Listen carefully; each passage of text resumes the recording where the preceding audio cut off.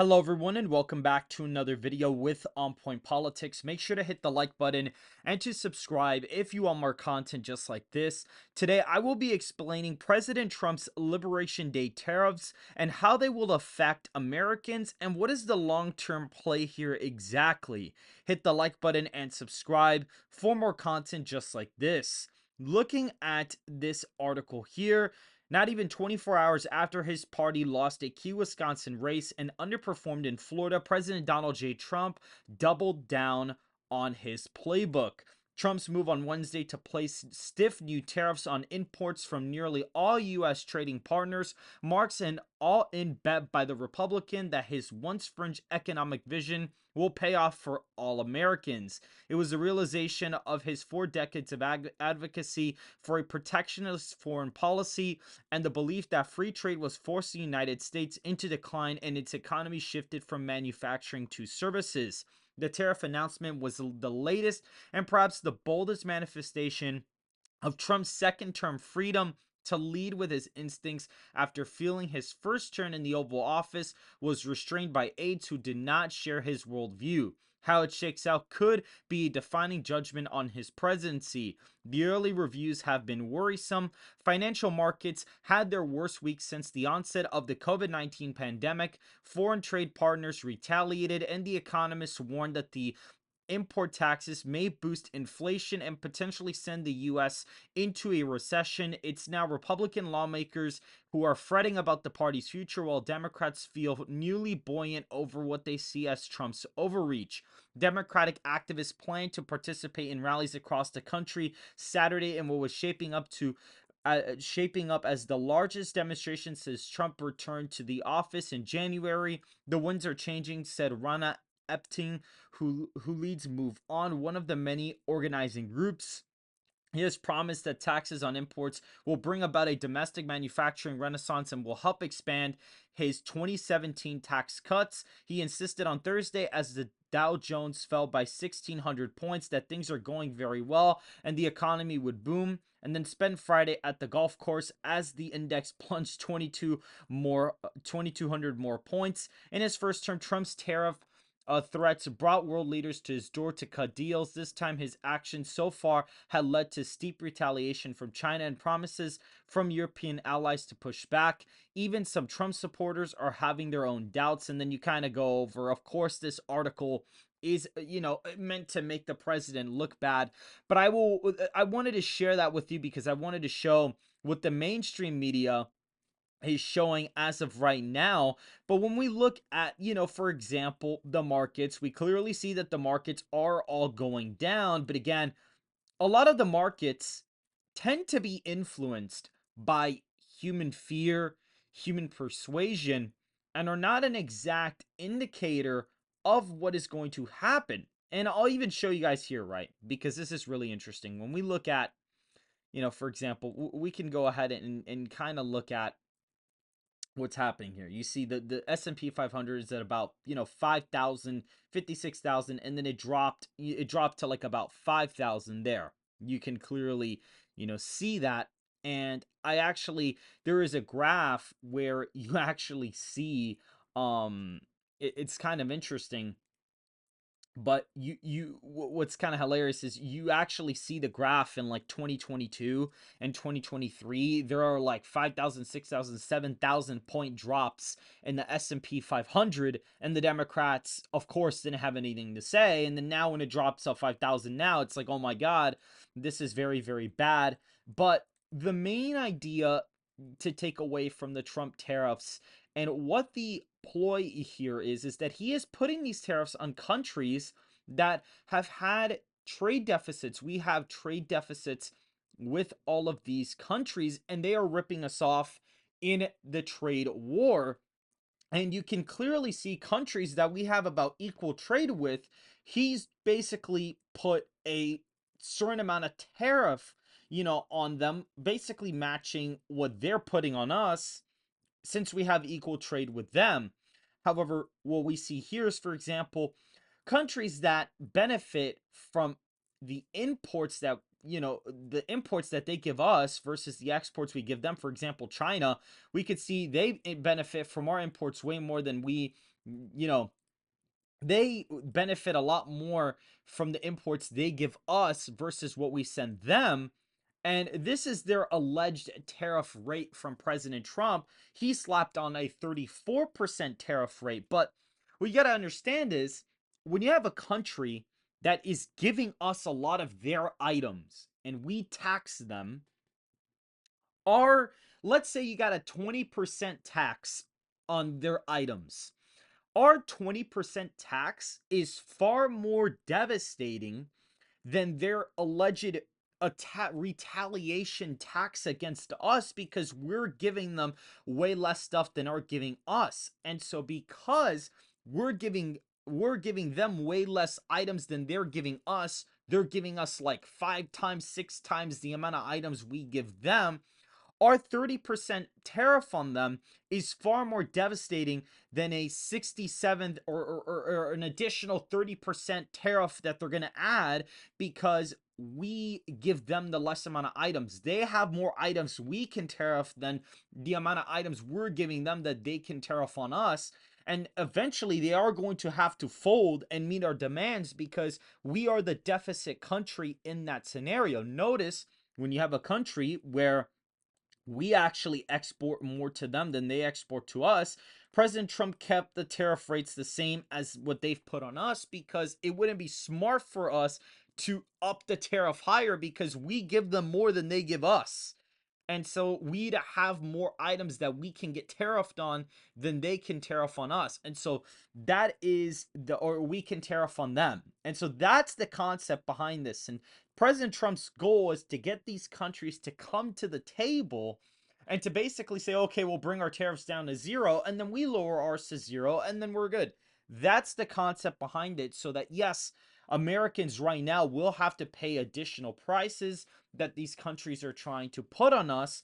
But with the way our trade deficits are, since those countries are giving us way more stuff than we're giving them, they're going to have to fold eventually, because our 30% tariff is way more deadly than their 90% tariff on our items. We're just matching back on them, and we're kind of adopting a protectionist view of foreign policy instead of free trade.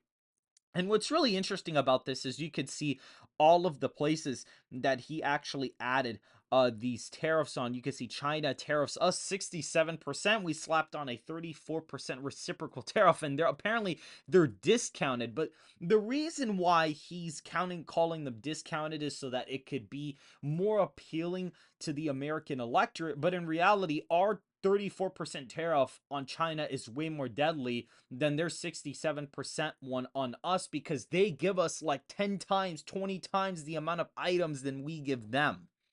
And so that's why the more trade deficit we have with a country, the higher the tax was on them.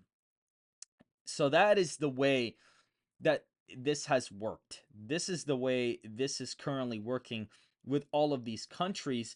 And we can see here that we've had Democrats, that are criticizing Trump right now. They're advocating for the same thing he is. I mean, we can look at Nancy Pelosi.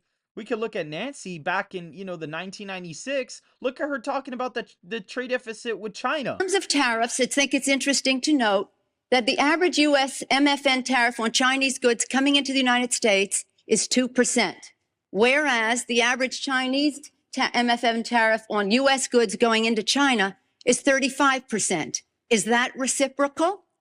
On exports, China only allows certain industries into China, of U.S. Industries into China, and therefore only 2% of U.S. exports are allowed into China.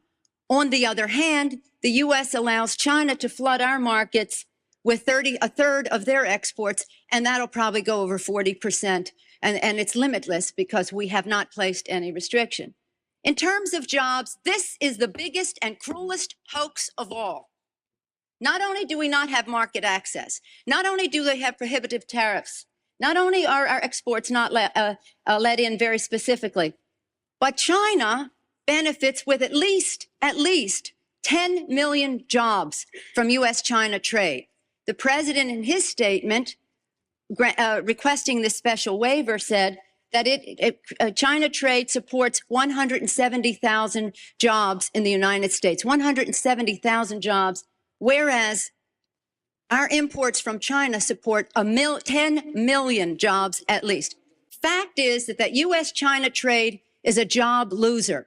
And one of the another will say, And look, you clearly see exports to China 3 times. Imports from China have grown 11 times. So you see, we give them way less stuff than they give us. And so since they're giving us more stuff, our tariff on them is significantly more deadly than whatever they could put on us. They're gonna have to eventually fold. If we were to tariff them 100% and they tear it off us 100%, they're gonna suffer more from it, way more than we are. And they're gonna have to fold eventually because their citizens are gonna have to pay like 10, 20 times the amount we're gonna have to pay for the tariffs that we're putting on them.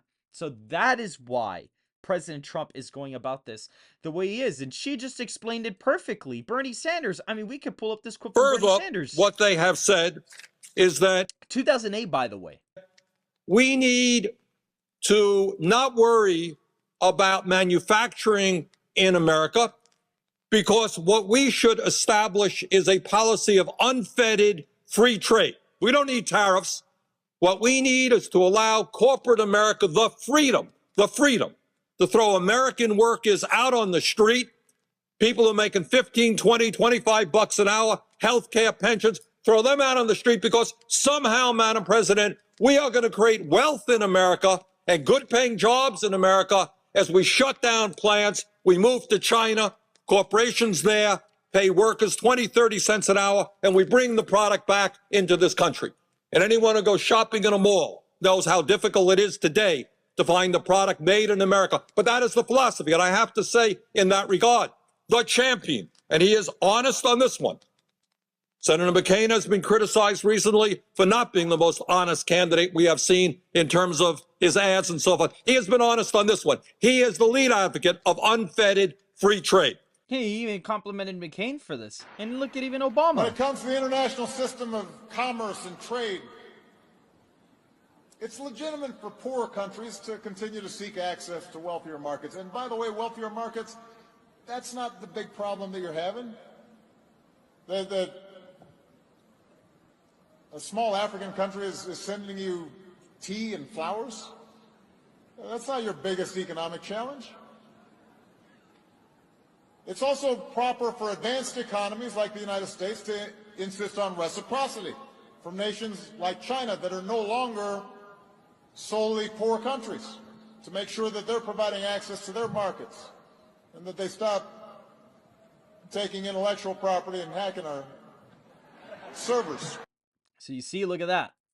And then what would you do differently, Donald? I'd make our allies, forgetting about the enemies you can't talk to so easily, I'd make our allies pay their fair share. We're a debtor nation. Something's going to happen over the next number of years with this country, because you can't keep going on losing $200 billion, and yet we let Japan come in and dump everything right into our markets and everything. It's not free trade. If you ever go to Japan right now and try to sell something, forget about it, Oprah. Just forget about it. It's almost impossible. They don't have laws against it. They just make it impossible.